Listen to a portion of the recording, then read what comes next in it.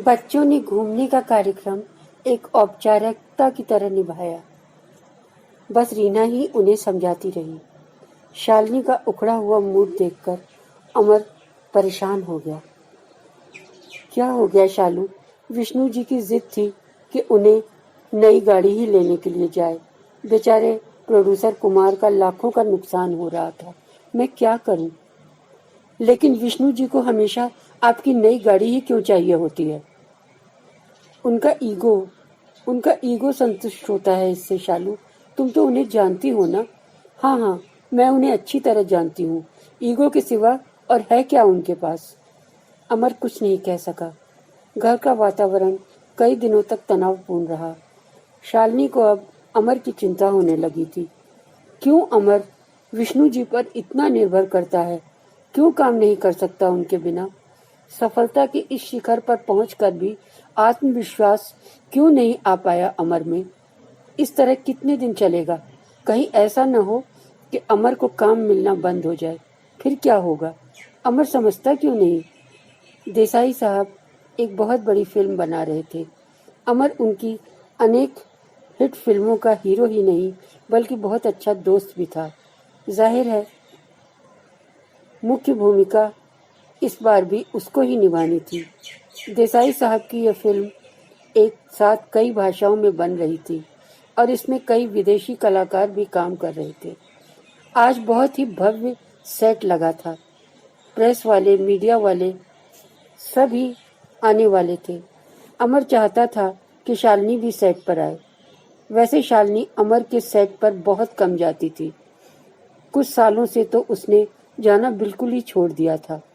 वो लोगों के साथ विष्णु जी का व्यवहार सहन नहीं कर पाती थी। लेकिन इस बार अमर और देसाई साहब के बार बार आग्रह करने पर शालिनी को जाना पड़ा। सारी तैयारी हो चुकी थी। विदेशी कलाकारों सहित सारे कलाकार तैयार थे।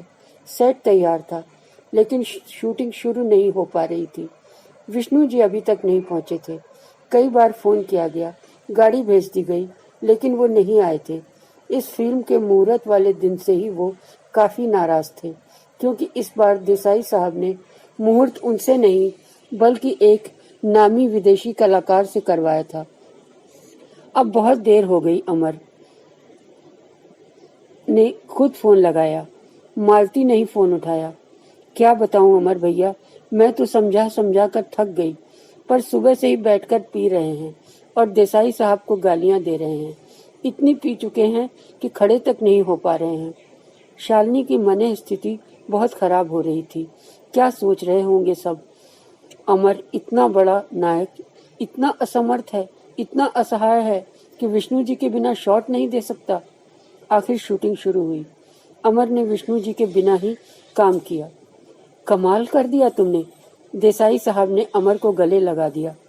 विदेशी कलाकार अमर से बेहद प्रभावित हो गए थे। मेकअप रूम में बैठी हुई शालिनी अमर की ओर प्रशंसा से देख रही थी। आप उनके बिना काम कर सकते हैं? क्यों सहते हैं उनके इतने नखरे? आप उनके मोहताज नहीं हैं। आप उनके बिना भी। जानता हूँ शालू, मैं उनके बिना काम कर सकता हूँ।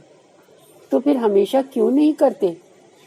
शालू, मैं तो उनके बिना काम चला सकता हूँ, लेकिन वो आदमी मेरे बिना जिंदगी को जी नहीं पाएगा। वो मेरी जिंदगी जी रहा है, मेरी स्टारडम को जी रहा है। वो ये उससे छिन गई तो वो टूट जाएगा। फिर क्या होगा उसका? क्या होगा उसके परिवार का? बोलो। शालिनी अमर को देख रही थी। न जाने कब वहां आकर देसाई साहब खड़े हो गए थे। वो धीरे से बोले, ये बात हम लोग भी समझते हैं भाभी जी। शालिनी को लग रहा था वो सचमुच एक महानायक की पत्नी है। उजले